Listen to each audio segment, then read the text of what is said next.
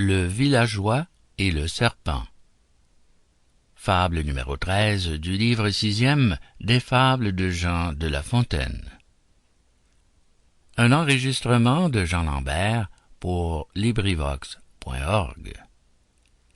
Le villageois et le serpent.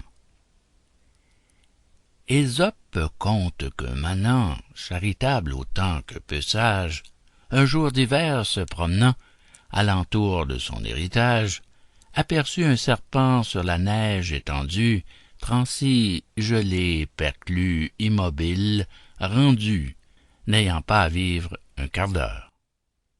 Le villageois le prend, l'emporte en sa demeure, et, sans considérer quel sera le loyer d'une action de ce mérite, il l'étend le long du foyer, le réchauffe, le ressuscite.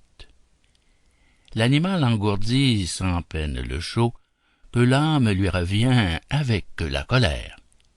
Il lève un peu la tête, et puis siffle aussitôt, puis fait un long repli, puis tâche à faire un saut contre son bienfaiteur, son sauveur et son père.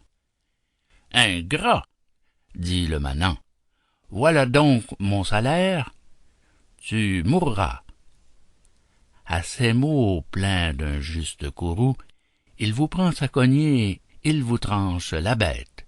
Il fait 3 serpents de 2 coups, un tronçon, la queue et la tête. L'insecte sautillant cherche à se réunir, mais il ne peut y parvenir.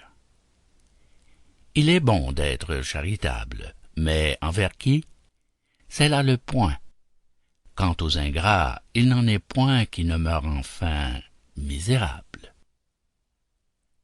Fin de Le villageois et le serpent, fable numéro 13, livre 6e des fables de La Fontaine. Cet enregistrement appartient au domaine public.